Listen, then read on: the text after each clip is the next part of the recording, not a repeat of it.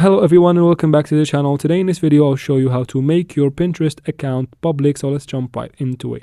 First, make sure that you have the app and that it is updated, and then after that go ahead and open it. After you open it, make sure that you are logged in and then go to your profile by typing the picture on the bottom right corner. From here, tap on the three dots on the top right corner. A menu will pop up. Tap on settings and then tap on privacy and data.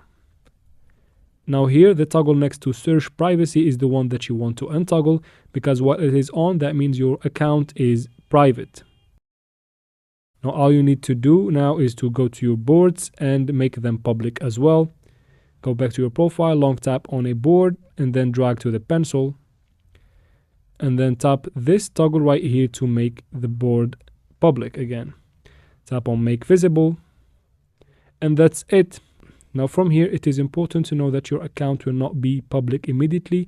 It will take some time, and that's how we do it, guys. I hope this video was helpful. Please like and comment down below. Don't forget to subscribe for future videos like this one, and thanks for watching.